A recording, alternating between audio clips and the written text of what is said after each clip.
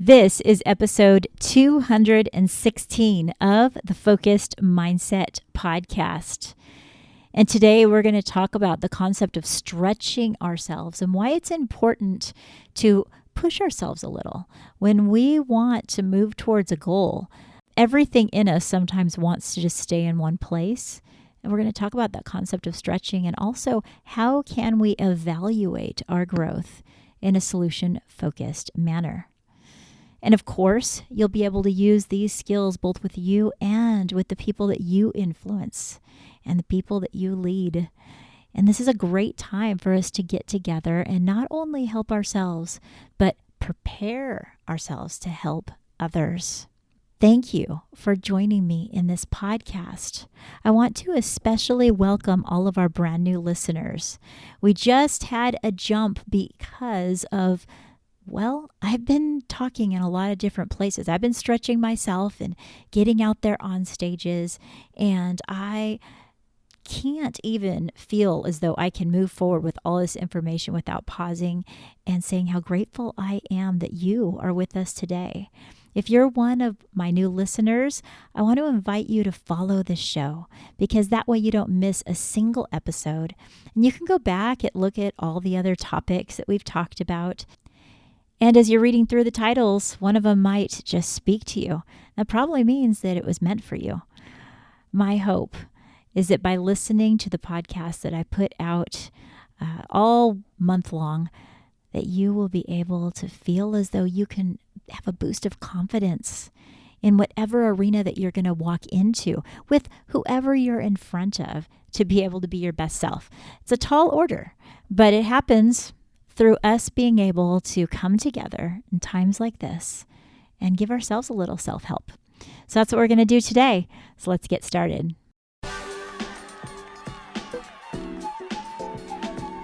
This is the podcast where we build strong connections and have amazing conversations using the solution-focused approach. I'm Cher Kretz. I'm a school counselor and a speaker and life coach. For far too long, I lived my life thinking I needed to have all the answers. But now I realize that giving out hope is far more important than giving out advice. And when we come together here, we'll learn to take our thoughts captive and focus on what's most important so we can make an impact on this world and be the person we were always meant to be. To learn more, head over to cherkretz.com. That's CHERKRETZ.com. Or hop over to Amazon to look up 30 Days to Higher Hopes. Hello, welcome to the podcast. I'm just going to talk to you audio today. Those of you that are on YouTube, I've told you I'm going to go back and forth a little bit. I'm excited to talk to you with very little time. So that's usually when you get the audio podcast. This last week, Wednesday, Thursday, Friday, I was honored enough to be able to attend the Student Mental Wellness Conference 2024. It was in Anaheim this year. If you want to go to an amazing conference, if you work with any students or any kids of any age, I think honestly even parents would love this conference. It's going to be in beautiful San Diego next year, and I'd love to see you there.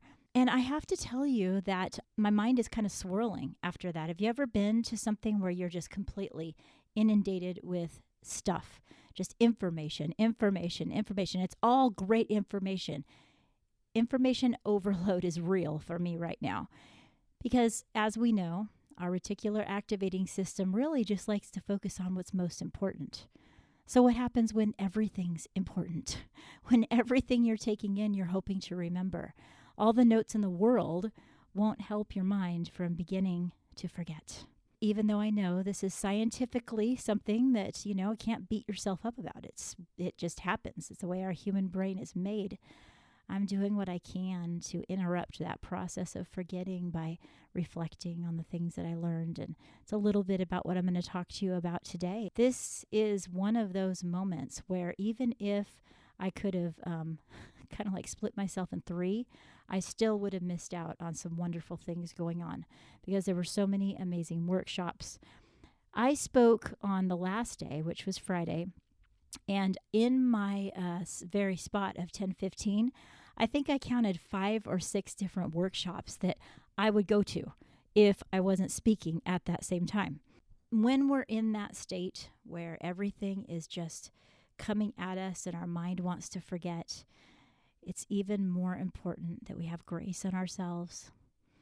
I think the thing that's helped me the most is just to be able to believe that the things that are most important are going to stick.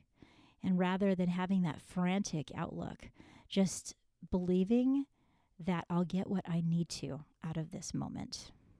And we're going to get what we need to out of this moment here together on this podcast as well.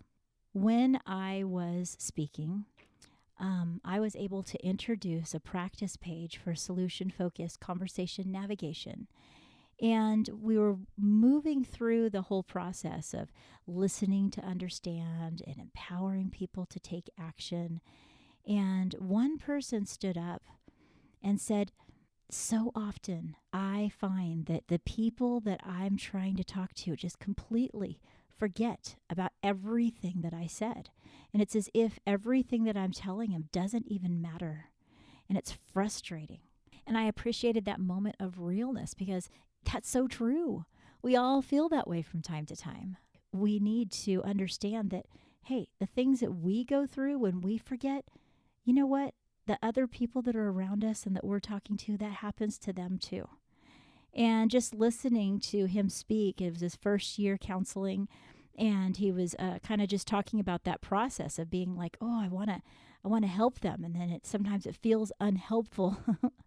I was glad that hopefully some of the concepts that I talked about in that workshop, some of the concepts I've talked to you guys about many, many times, how it's really most important that they talk and that we talk less. And when the other person comes up with the solution, when they are able to come up with something that rings true to them, they're far more likely to remember it because it came from them, and their brain wants to remember that because it's something that then they become committed to. In the same way, we can use that same trick.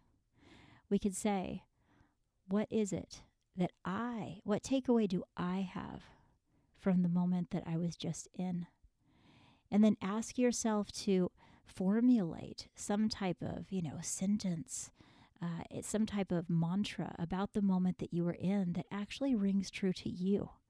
And when you do that, your brain is going to remember more. One of the best tips that I ever had as far as taking notes happened in a seminar that I was in once, and they randomly said, now when you're taking notes, don't write down what I say. Write down what you think about what I say. You can always listen back to what I say, but what thoughts did it spark in you? Was there a change that you hoped to happen because of it? And wow, once I started doing that, my notes, when I would read the change of maybe just a couple of words, my mind would actually remember everything else that was talked about based on the thing that I was thinking about in that moment. And then what was I going to challenge myself to do? Consider that the things that we need to do for ourselves are important. And it's not like frantically write down every single thing that we remember and then we'll remember it. Not necessarily. In fact, what that person that was speaking at that conference said is that if you're frantically writing down everything that the person says, you'll actually miss a lot of what they say. Because as you were writing, the speaker might have said a couple of other super duper important things. So that method of taking notes actually helps us stay in the moment. And I'm appreciative of that. But I will be honest, I'm still suffering from information overload right now. Just so much great information that I got. I'm not going to lie. But today I want to talk to you a little bit about scaling and about the importance of pushing ourselves a little bit. Because I heard a lot at this conference about self-help, which I think is a very, very important part of our life, is our own self-help and taking it seriously. But sometimes helping ourselves is stretching ourselves to a new place. Right now, I have started a regiment of stretching in the morning and the night because, man, I am not flexible. Now, I'll tell you one thing. My whole family is not flexible. I don't know. We just didn't get the flexible gene. I don't know what it is. I remember as a little girl when I was taking ballet, and every time we were stretching, I would feel, and I can't imagine that I was more than maybe first grade, and I would look around the room when we were stretching at how far the other little girls could stretch and how I couldn't. And I was just mortified and embarrassed. I couldn't even believe that my body would not bend and stretch. And here I am as an adult, and I decided, although I work out a lot, stretching is something I definitely don't do much of. Well, that I don't do a lot of yet, right? But now I'm stretching my body, and little by little, I'm able to stretch more and more and more. And I've been able to make that correlation in our world as far as how our brain works as well, and our mental capabilities, and even our mental health, is that we can't just stay in our little bubble of comfort in the place that we found that works great with our little positive mindset and then stop there. Because the best way for us to move forward, even from a challenging time, is through movement, even if it's just one small step forward. But do we ever think about the movement that we're having, the ongoing education, the times when we stretch ourselves to not only learn, but then do new things? I think as adults, sometimes we get lazy with that. And I don't want to be that kind of person. I have been in the past. It's happened. And let's together change that. Can we do that together? I know that as I'm stretching, even just stretching my arms above my head, I'll notice that I can, like stretch further. I feel like I can stretch taller when I stretch. Could it be that we limit ourselves simply because we're not stretching to our next goal? We're not practicing stretching every single day. Because then when we really need to stretch for a reason, maybe reach the top shelf of something and, I can stretch that high. Mentally, when we really need to stretch and we're in the moment and we need to do something very, very hard, we're prepared because we've chose to push ourselves a little bit every day. Maybe one day it's just as simple as trying something new and documenting it and writing it down.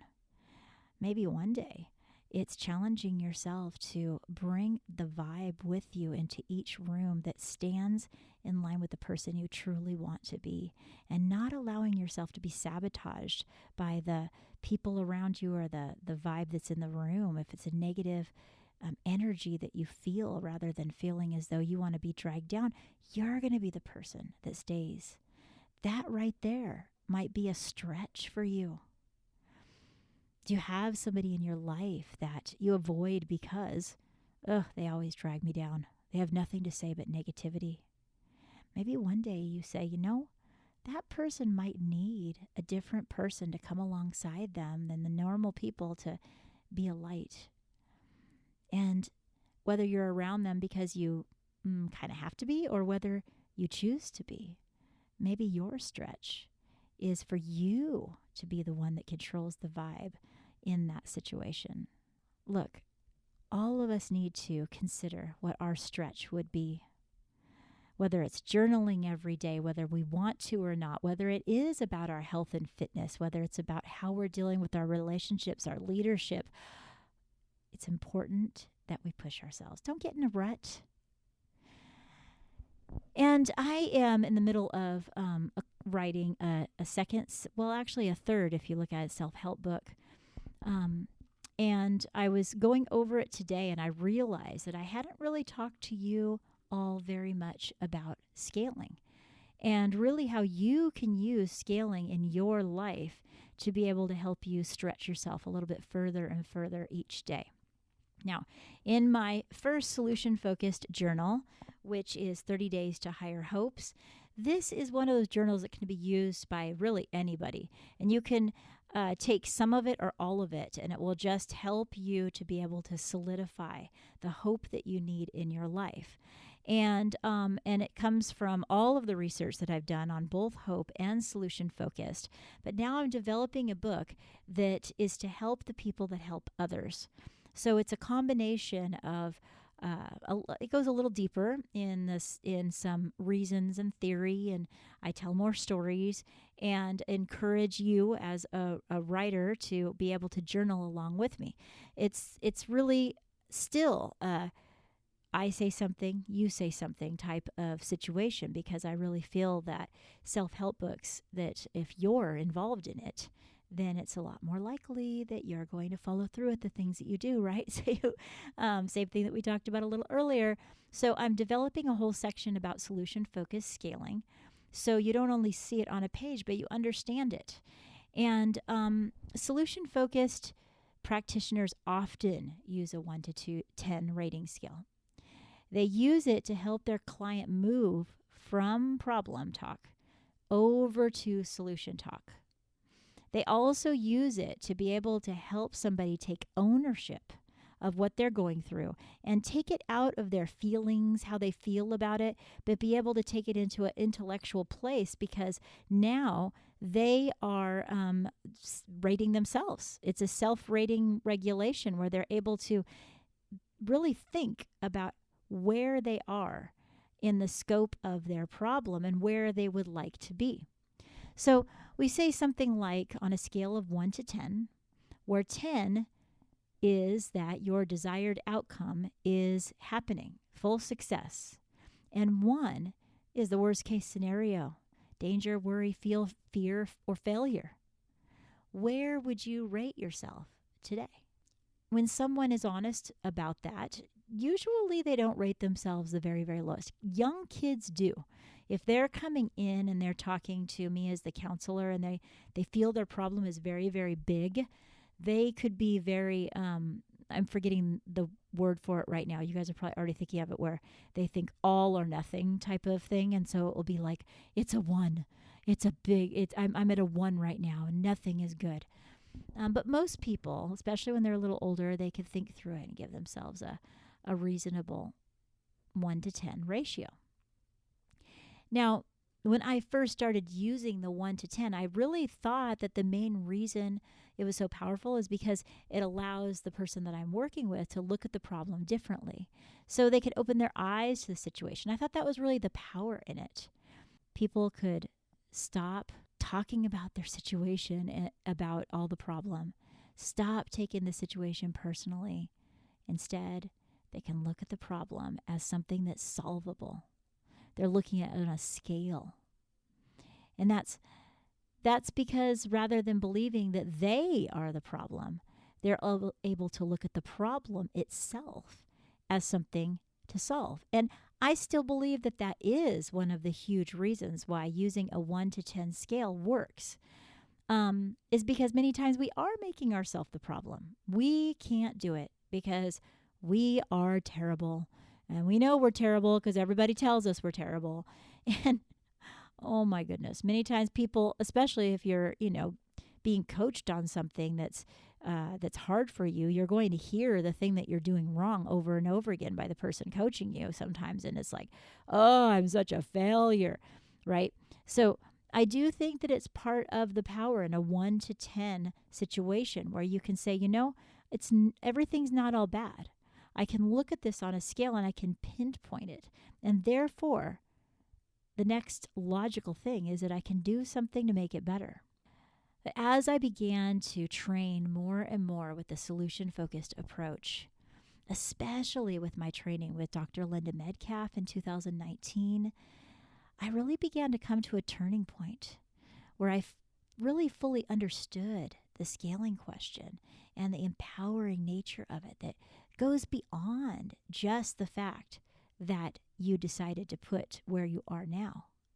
Because really, the next part of how we use the solution-focused approach is the powerful part. It's because we want them to be able to imagine what might happen if they were just a couple of steps further on that scale, a 4, a 5. What would happen? What would you notice? What would be different? Now, that there's many different ways to move a person from problem talk to solution talk by using a 1 to 10 scale. But Dr. Linda Metcalf taught me that answering the question at the very beginning of where you're at is really simply just the beginning. How a person views that rating is even more powerful. She taught me that the gap between how far they've come and how far they have to go is something that we should focus on. In other words, if, for instance, you are going through a struggle and you give yourself a 3, that you're just not doing well, the next question is, you know what? You've gotten all the way to a 3. What have you done to be able to get there? You didn't give yourself a 2 or a 1. What's been happening to be able to allow yourself to get to that 3? Now, with this prompting, your brain is automatically going to think about, wow, I have done some things to get where I'm at right now. Now, it's little known fact that most people don't use a 0 on the 1 to 10 scale, because you can use this very method of saying you gave yourself a 1 and not a 0. What have you done? But in most cases, people don't really give themselves a 1. But even when they do, it allows people to be able to say, if you're right there, wonder what you could do. When you focus on the growth, you take a shift in your perspective, and you take a shift to be able to really look at what you might do to get higher on that scale.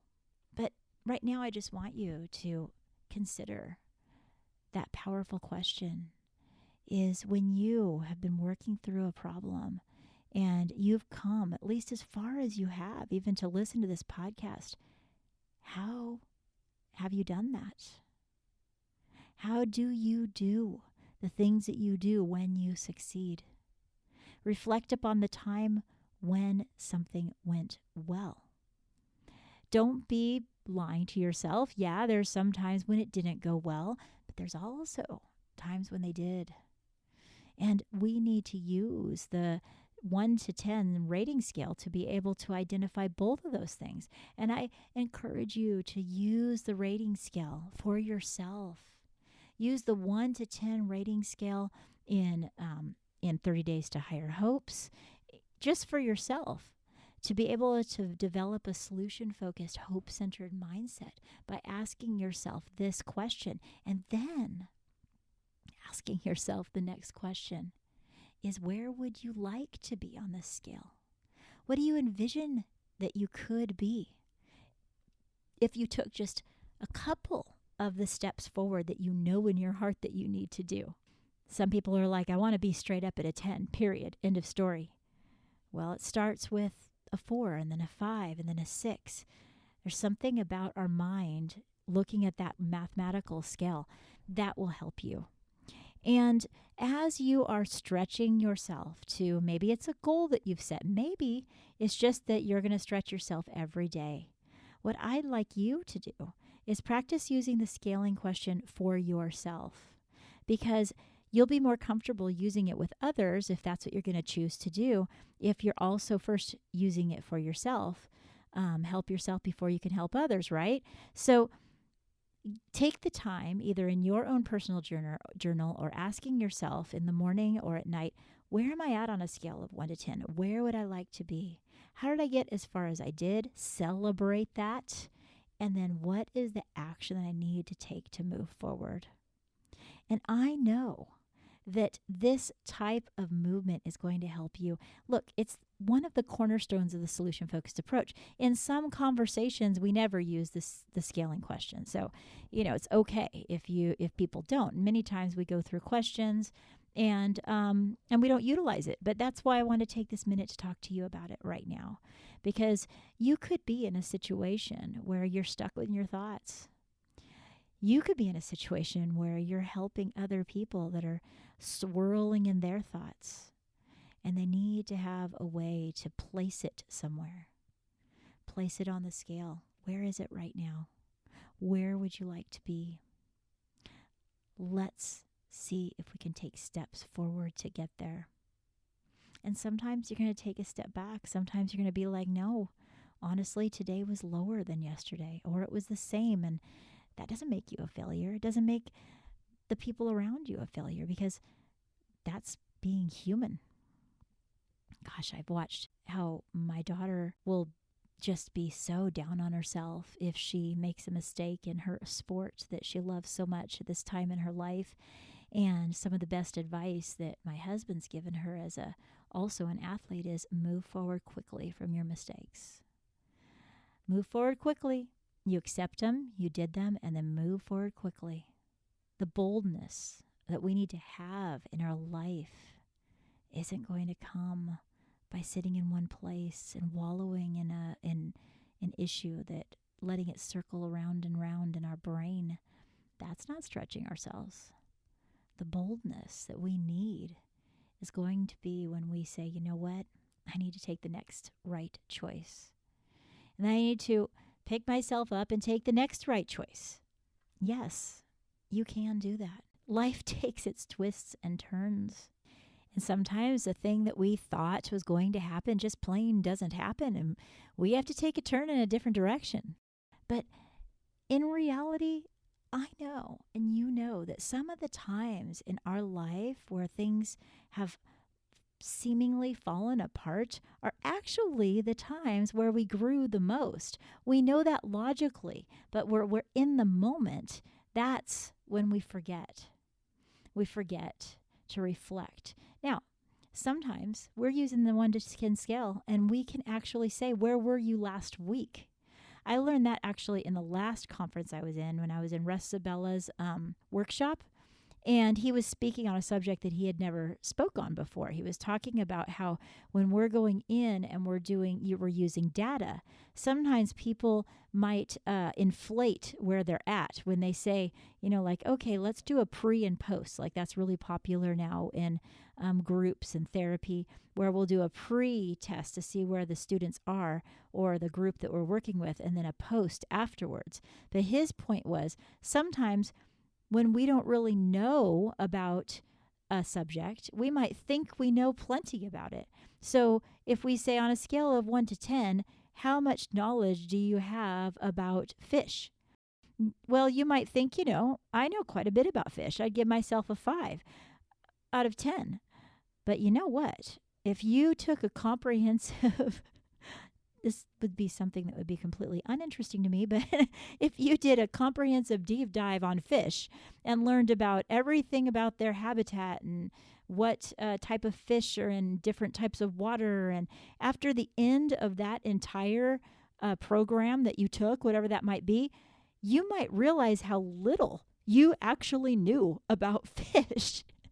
And sometimes it's helpful to use the 1 to 10 scale to be able to say, where are you right now? Where do you think you were a week ago? And then you reflect upon your growth. In the book that I told you that I'm writing, the self-help book to help people who help others, I talk a little bit about that, where, an important question is to say, out of everything that you've learned right now, what message would you give your younger self if you could? And this is kind of a way of us tricking ourselves into realizing how much we've learned, how much wisdom we've actually gained through the years. And so I liked Russ Sabella's approach, and I'm still figuring out how I might use that in my counseling. But I want to use it for myself, right? And you can too, to say, hey, now that I've learned about the solution-focused approach, about communicating with others, maybe it's what you've learned through some of these episodes about hope. How much did I know a week ago about this same subject? And then just celebrate the growth that you've had right there, knowing that we can expand, we can learn. Thank goodness we can grow. We're always in a place where we can do that, even when we're old and we feel set in our ways. We can stretch. Stretch. That's what I'm trying to do right now. I go to bed sometimes, I'm like, oh my goodness, I forgot to stretch. And if I'm a good girl, I'll get out of bed and do some stretching. We got to be a little bit hard on ourselves in the things that we really want to do in our life. And it's okay to push yourself. now's the time to do it. If not now, when? So, in what ways would you like to stretch yourself in this week to come? Think about it, plan for it, journal it, and then rate yourself as you go so you can see the growth along the way. And thank you again for joining us today. And right now you can hop over on Amazon. You can pick up 30 Days to Higher Hopes. But did you know that I have its Spanish companion on there as well? It's almost identical, except in Spanish, to 30 Days Higher Hopes. 30 días elevando tus esperanzas. And the entire thing was translated by my friend Alejandra Hernandez. And she did such an amazing job. And as I learn how to wrap my mouth around all these Spanish words and try desperately to get a little bit better at it, she came alongside me and said, hey, I got you. And she translated it. And you're going to hear more about that later. I can't wait for her to be on my podcast in a little bit in November. But bottom line is, you can pick that up on Amazon as well. Those of you that work with the Spanish-speaking community, go ahead and pick one up for a parent, for, anybody that just needs that extra boost. And speaking of people needing an extra boost, feel free to share this show. I definitely give you permission to share it on wherever you want, your social media. I don't know, just send it to a friend.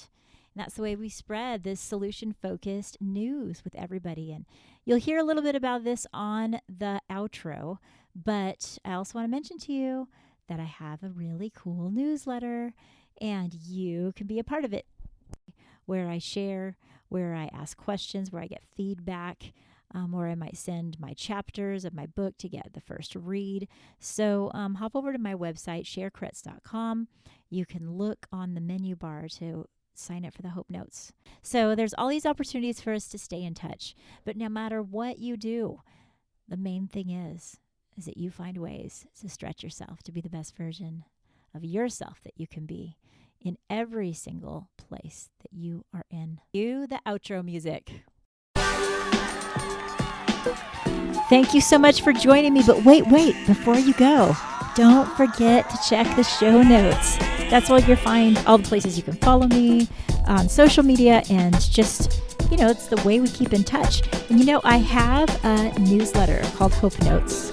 And if you hop on sharekretz.com, you'll see in the menu bar, basically, it'll tell you how to get in that. And I'm going to have some really great little tidbits that I want to share. Whenever it comes up, that's where that happens. And honestly, the people that get my Hope Notes also get coupons and different stuff from my products as they come up. So I'd love to have you there, especially if you're thriving to be more solution-focused in your life. And if you're interested in joining a challenge that's going to help you with your communication, join the free 3-day conversation challenge. It's free right now. I don't know how long I'm going to keep it that way, but I want to see you there. So it's time for us to get going. Until next time, live solution focused.